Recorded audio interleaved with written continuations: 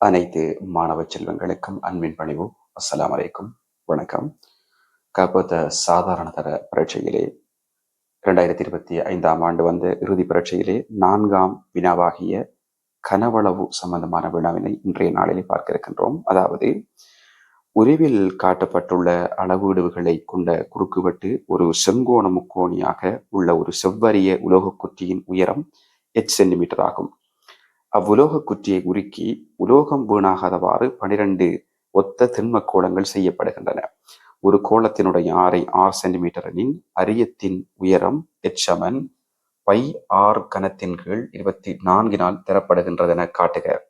ஆரின் பெருமானம் 4.32 எனின் பை 3.14 என கொண்டு எச்சின் பெருமானத்தை கிட்டிய முதலாம் தசமதானத்திற்கு மடக்கை அட்டவணையை பயன்படுத்தி காண்க. அதாவது பிள்ளையால் கவனிங்க. அதாவது நாங்கள் என்ன செய்கிறாங்களாம்னு சொன்னால், இன்னிருக்கிற இந்த முக்கோண அரிய குறுக்குவெட்டுடைய ஒரு முக்கோண உலோக குற்றியை உருக்கி 12 கோளங்கள் செய்யப்படுகின்றன. அப்படி செய்யப்படுகின்ற போது நாங்கள் h பையார் கணத்தின் கீழ் 24 என்கின்ற விடையை காட்ட வேண்டி இருக்கிறது.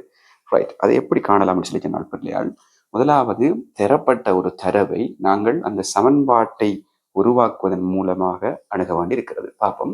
எனவே இந்த அரியத்தின் கனவளவானது இந்த கோளத்தின் கனவளவை 12ஆல் பெருக்குகின்ற பிரமாணத்துக்கு சமனாக இருக்கும். எனவே அந்த சமன்பாட்டை அடிப்படையாக வைத்து இவ்வாறான ஒரு தொடர்பை உருவாக்கினால் அதன் பிறகு பை 3.14 என்ற தரவு தரப்பட்டிருக்கிறது. அதனுடைய எச்சிற பெருமானத்தை நாங்கள் மடக்கை அட்டவணையை பயன்படுத்தி காணவனும். மிக ஒரு இலகுவான கேள்வி இந்த வருடம் கேட்கப்பட்டிருக்கிறது. அது எவ்வாறு செய்யலாம்ங்கிறத நாங்கள் பார்ப்போம். ரைட், அதாவது அரைத்தர இந்த குறுக்குவட்டின் பரப்பளவை உயரத்தால் பெருக்குவதற்கு சமனாக இருக்கும். குறுக்குவட்டு பரப்பளவு சொன்னால் அந்த முக்கோணத்தினுடைய குறுக்குவட்டு பரப்பளவு அரைத்தர அடி 24 தர 32 தர எச்சுங்கிற பெருமானம் சமனாக இருக்கும். கோளத்தினுடைய கனவளவு வாய்ப்பாடு தெரியும் நமக்கு. ஆரையுடைய கோளத்தின் கனவளவு 4/3 தர பையார் கனம். அதை 12 பெருக்கவும். சரி, ரைட் பிள்ளையால் அடுத்தது நாங்கள் எப்படி சுருக்கலாம்னு சொன்னால், இந்த 3ஐயும் ஒரு 3 4 12. ரைட், அதில் சுருக்கலாம். அதே போல் பாருங்க, இதில் 1, இதில் 12. இங்கே பார்ப்போம். இங்கே 4 இருக்கிறது, இங்கே 12 இருக்குது. ஆகவே இங்கே 1, இங்கே 3. அதே போல் இங்கேயும் 4 இருக்கிறது, இங்கே 32, ஒரு 4 4, 8 4 32. பார்ப்போம். 8 3 24 h பையார் கனம். ஆகவே h பையார் கனத்தின் கீழ் 24 என்கின்ற விடையை மிக இலகுவான முறையிலே பெற்றுக்கொள்ளலாம். அதாவது பிள்ளையால் இந்த முக்கோண அரியத்தினுடைய கனவளவு இந்த கோளத்தினுடைய கனவளின் 12 மடங்குக்கு சமனாக இருக்கும். அந்த தரவை பயன்படுத்தி எச்சுக்கும் அதனுடைய ஆரை பை போன்றவற்றுக்கிடையிலான தொடர்பினை அவர் கேட்கப்பட்டதன் போல இவ்வாறு பெற்றுவிட்டோம். அடுத்த கேள்வி, இந்த சமன்பாட்டை கொண்டு பை 3.14 என்று தரப்பட்டிருக்கிறது. இந்த எச்சினுடைய பெருமானத்தை மடக்கை அட்டவணையை பயன்படுத்தி எவ்வாறு காணலாம்ங்கிறத அடுத்து நாங்கள் பார்ப்போம். நாங்கள் ஏற்கனவே அந்த தொடர்பை பயன்படுத்தி h பையார் கனத்தின் கீழ் 24 என்ற விடையை கண்டுவிட்டோம். எனவே மடக்கை அட்டவணையை பயன்படுத்தி இதனுடைய எச்சினுடைய பெருமானம் எவ்வளவுன்னு சொல்லி கேட்கிறாங்க. ஆகவே இதை எப்படி அணுகலாம்னு சொல்லி சொன்னார் பிள்ளையால். மடக்கை அட்டவணையை பயன்படுத்தி எப்படி இதை தீர்க்கிற சம்பந்தமான ஒரு அறிவு உங்களுக்கு தேவையாக இருந்து கொண்டு இருக்கிறது. எனவே நாம் பார்ப்போம். இது நம்ம பிரதியிடுவோம். h பைக்கு பல நான் போடலாம் 3.14 தர. அதே போல ஆர் கணத்துக்கு பல போடலாம். ரைட்டிங் கவனிக்கணும் பிள்ளையால். மடக்க அட்டவணை நீங்கள் பயன்படுத்தக்குள்ள இந்த அறிவு உங்களுக்கு அவசியமாக என்று ஒன்று இருக்கிறது. எனவே என்ன சொல்லி சொன்னால், அதாவது ஏ தர பி 2 பெருமானங்களை பெருக்குகின்ற போது இங்கே பக்கம் மடக்கு எடுக்கின்ற போது லொக் ஏ என்று சொல்லி சொன்னால் இங்கே லொக் ஏ சக லொக் பி ஆக இருக்கும். எனவே பெருக்கப்படுகின்ற போது கூட்டுப்படும் என்ற ஒரு ஒரு அறிவு உங்களுக்கு அவசியமாக இருந்து கொண்டிருக்கிறது. அடுத்து பார்ப்போம். ஏ பி என திடப்படுகின்ற போது இங்கே பார்ப்போம். லொக் ஏ லொக் ஏ லொக் பி என்கிற இந்த அடிப்படை அறிவு உங்களுக்கு மடக்கை அட்டவணையை பயன்படுத்தி நீங்க பெருமானம் காண்கின்ற போது இதனுடைய அறிவு அவசியமாகும். அதாவது மடக்கை அட்டவணை 2 பக்கங்கள் பார்க்கின்ற போது பெருக்கப்படுகிறது, கூட்டுப்படும், கிளிப்படுகிறது, களிப்படும் என்கிற ஒரு அறிவு உங்களுக்கு படத்துல கட்டாயம் அவசியமாக இருக்கு. அந்த ஒரு விடயத்தை பயன்படுத்தி இந்த கேள்வி நாங்கள் எப்படி எழுதலாம் சொல்லி பார்ப்போம். ரைட், கவனிங்க. பார்ப்போம். இரண்டு பக்கம் தான் மடக்கு எடுக்கப்படுறேன். லாக் எச்சமன் இங்கிற பக்கம் மொத்தமாக மடக்கை எடுக்கப்படுகின்ற போது நான் நேரடியாகவே அதை நான் கூட்டி கழித்து எழுதப்படும். பாருங்க, லாக் 3.14 சக லாக் 4.32 முழுவதும் கணம் சயலோக் 24 பிரிவாட்டிருந்தால் நான் அதை கழித்து எழுதுறேன். இப்போ பார்ப்போம்.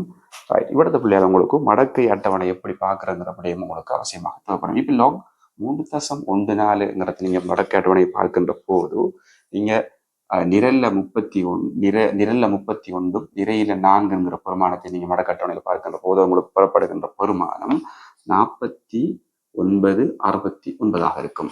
ரைட், அதில் மிக முக்கியமாக பிள்ளையால் இந்த இடப்பக்கத்திலிருந்து முதலாவது இடத்துல தசம் பெறப்படுகின்ற ஒரு சிம்பிளா நீங்க ஞாபகம் வச்சு சொல்லி சைபர் தசம் அப்படின்னு சொல்லி வரும்.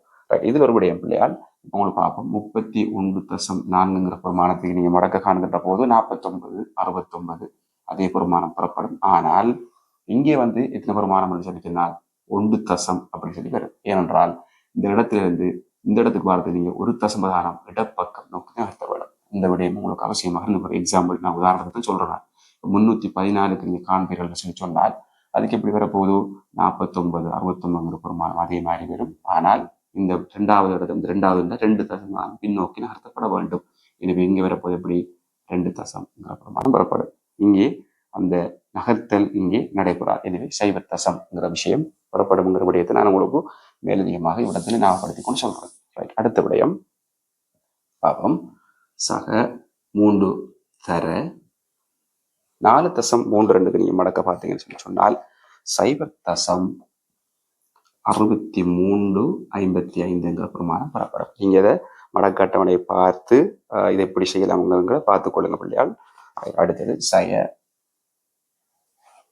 24 மடக்க பார்க்க விட பெறப்படும் 1.38 சைபர் 2 38 சைபர் 2 சின்ன பிள்ளையால் இங்க 24 பின்னோக்கி 1 தசமதானம் நகர்த்தப்பட வேண்டியது. ஆகவே 1.38 சைபர் 2 பெருமானம் பெறப்படும். அடுத்த பாப்பம் சைபர் தசம் 49.69 சக இதனை பிரிக்கும் அப்படின்னு சொல்லி சொன்னால் 1.9065 சய 1.38 சைபர் 2. ரைட், இதனை நீங்க சுருக்கிறீர்கள் சொல்லி சொன்னால் விடை பெறப்படும் பிள்ளையால் 1.0232. இதான் லாக் எட்ஜாக இருக்கும்.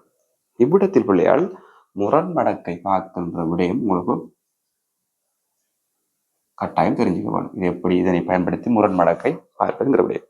அதுக்கு நீங்க முரண்மடக்கை பார்த்தீங்கன்னா பிள்ளையால் எச்சமன் உங்களுக்கு பெறப்படுகின்ற பெருமானம் 10.55 சென்டிமீட்டராக இருக்கும்.